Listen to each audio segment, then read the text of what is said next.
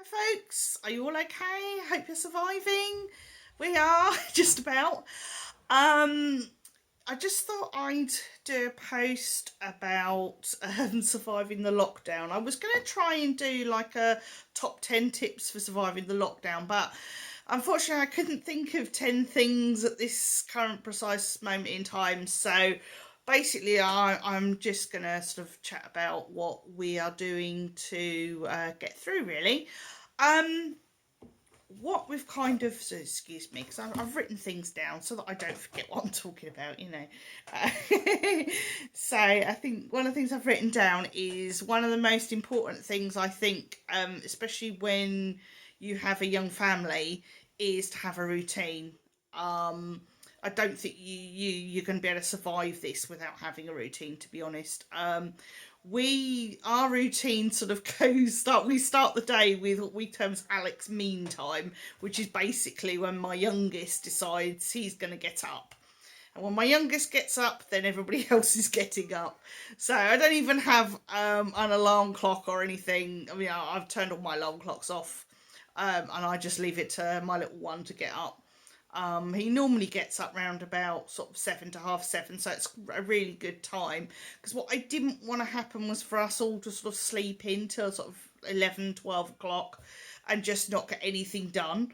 So sticking to sort of Alex mean time, as it were, is being really quite helpful. It doesn't stop me having a nap in the afternoon, but there we are, that's another thing. But still, that seems to be working really well, and it's working for us.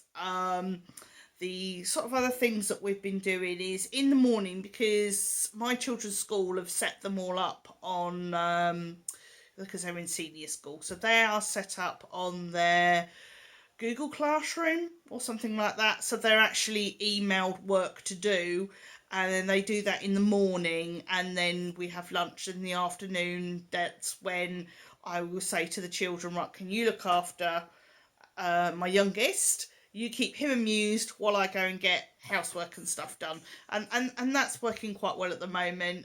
We've just about finished the kitchen, which is good. And I've been sort of hoping, well, got a bit of washing done today and stuff like that. So what my main aim is at the moment is to focus on getting the house the way I want it, because we've got a lot of stuff still, even from, because we used to live in a much bigger house before we moved back down to Suffolk. So we still sort of, we've been here 4 years and we're still clearing out stuff, too much stuff, as it were.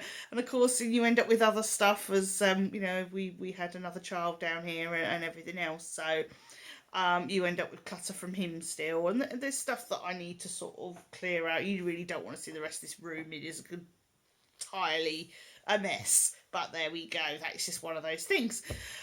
So yeah, my aim at the moment is to get the house the way I want it, and then start focusing on getting rid of bits and pieces that I don't want. Hopefully, even with the lockdown, I think I can still sort of maybe give stuff away, or sell stuff on, like, I think this was it, Facebook Marketplace or something like that, just to clear some stuff.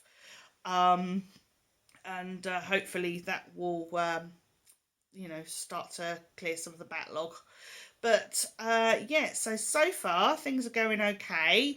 Obviously, there has been a few arguments because I've got teens and toddlers in the house, so there's bound to be a few arguments and a few egos and hormones flying around. But pretty minor stuff at the moment. So I'm not too worried. I mean, I might put a post on, might put another video on in a couple of days where I'm tearing my hair out saying I can't do this anymore. But at the moment, we're fine. We're absolutely tickety boo.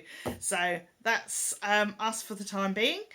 Hopefully, because we were planning on going out for a walk yesterday, that didn't happen. So I'm hoping we might get out for a walk after dinner. What I've sort of said to family is I'd rather go out sort of towards the evenings to allow sort of elderly people, or people that because elderly people will want to go out during the day for their exercise because they don't like going out at night. Whereas if we're going out as a family, because I think families, households are still allowed to stay together.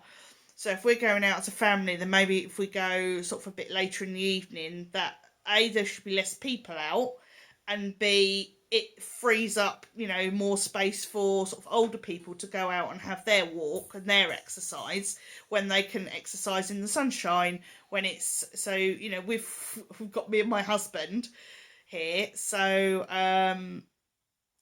that way we're trying to be a little bit more, to allow for the whole 2 metre rule and everything else. So hopefully we shall get out for a little walk tonight. That's what I'm fingers crossed anyway. The older two were very reluctant yesterday.